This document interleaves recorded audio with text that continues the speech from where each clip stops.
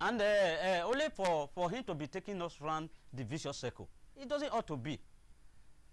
And I will tell you that if care is not taken, President Yar'Adua will make the same grievous mistake that President Obasanjo had made. Because when soon after Obasanjo had left office, we came to find out that about 16 billion naira, $1 billion was invested into electricity without nothing to show for it now. And we are just going round and round, and more money are being invested into the power sector without anything coming out of it. I am only just hammering on the power sector, because when you have power, a lot of things will have been settled.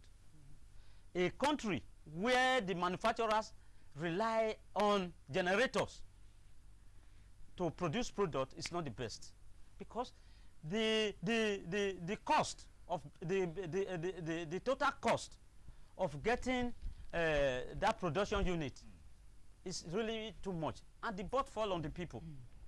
How can we continue with a country like that? I'm only just focusing on the power sector, because a lot of things hang on it. Without the power sector, the economy can never be energized. Without the power sector, you have stifled the production sector. You have stifled the public participation in the sector. So what we are advising President Yar'Adua to do is to make sure that not only the Kenji Dam that can be serving electricity to Nigerians, all states government in Nigeria, and even individuals should go into electricity production. We have a case of Akwa Ibom that has almost 1,000 megawatt, and Akwa Ibom will use about 300 and pump the rest into the national grid.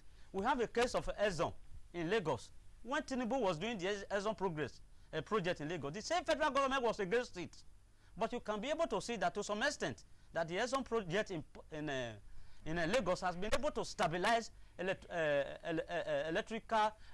electricity provision in Lagos. We want a situation where Edo State government should take after that, and nearly all state governments should take after that. In Taraba State, for instance, there is the Karop Dam on the Mambila Plateau, and it has a near capacity.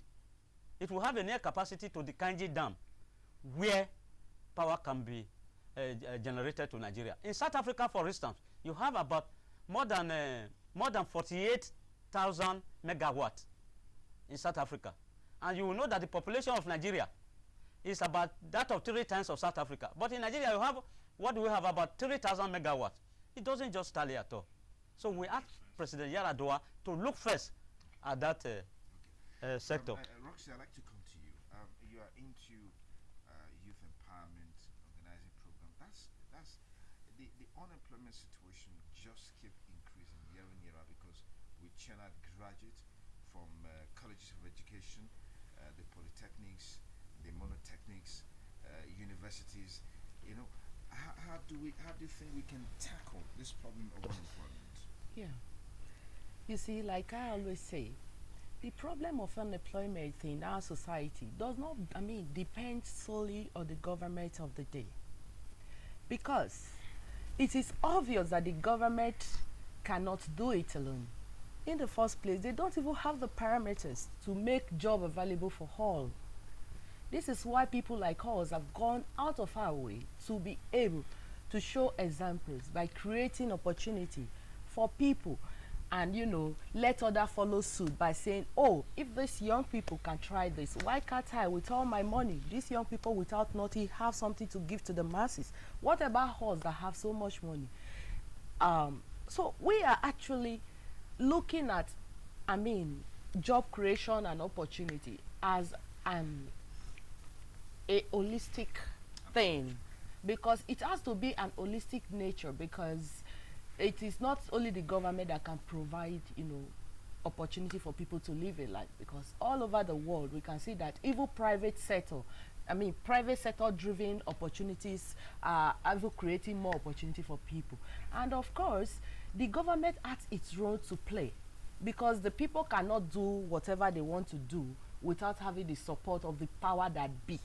What do we mean by this? for any business to strive, for people to look at, let's look at grassroots production, because Nigeria as a country, we have a lot of opportunity that actually, if the government is giving us opportunity like water, road, electricity, no most Nigerians that I know, for us how far we have gone, we actually earn a living without taking of the government. But because all of these are not in place, and you know, we have been trained to go to school and have a degree and get a good job from the government, people seems to be capacitated with what they have in their hands. I have been opportune to go to seminar to talk to people, and I see people, they tell me that they've been unemployed for the past 10 years. I say, how can a man be unemployed for the past 10 years? Because you hold a certificate that's just about 5 or 4 years, you have read your life claiming to be a graduate of this and that, without thinking of what you can do for yourself. You only here thinking about what the nation can do for you. If you sit down and think of what you can do for yourself and the nation, you see yourself never thinking of being an unemployed. You won't even think of, working. Rather, you think of something to create, to get job for people. And if we all can actually think in this direction, I'm sure all this we are glamoury for today. Bad roads, this, that, we will not be glamoury, because the government, it's on its own. We have some little, British space to be able to divert some of its resources into, all of these that we are glamoury for. And of course, I am not exonerating the government, because the reason why they are there is to care for us. And Nigeria, I believe, is one of the greatest countries in this world, because of the natural deposit and social or economic deposit that God has made available for us.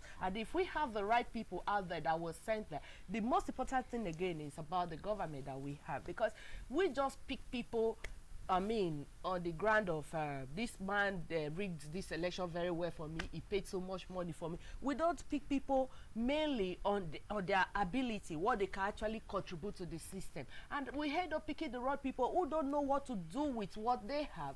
By the only thing they think they want to do with what they have is how to make money from, where they are. And this has in no way helped the economy at all. It has totally destroyed the system, because the wrong people are most of the time in the wrong place. That is why you see the government of Yar'Adua keep changing minister. You don't ask, yes, okay. Let me come to you, ultimately equal. Of course, there's poverty in the land. You started by talking, you gave a scenario, a foolish thirsty in the midst of abundance of water. Correct. That's probably the best way to describe maybe the situation with Nigeria, yes, particularly with the huge resources available to us.